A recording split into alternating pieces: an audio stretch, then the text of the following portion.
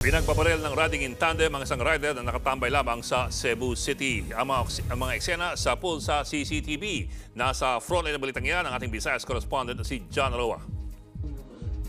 Nakahinto lang ang rider na yan sa tabing kalsada habang kinakausap ang isang lalaki sa Barangay Buhisan, Cebu City, madaling araw ng February 19.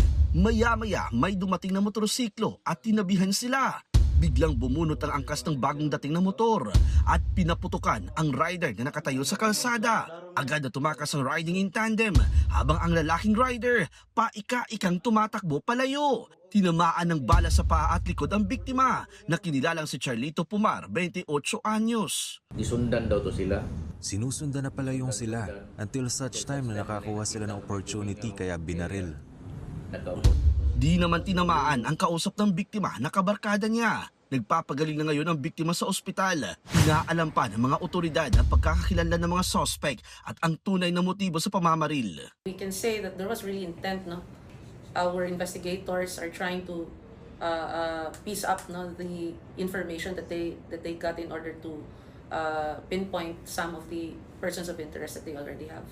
Nagbabalita mula sa frontline, John Roa, News 5. Mga kapatid, Ed Lingaw po, maging maalam at may pakialam sa mga napapanahong balita sa ating bansa. Para sa mas malalimang pagtalakay at paghimay sa mga issue at headlines, tumutok lamang at pag-subscribe sa social media pages ng News 5.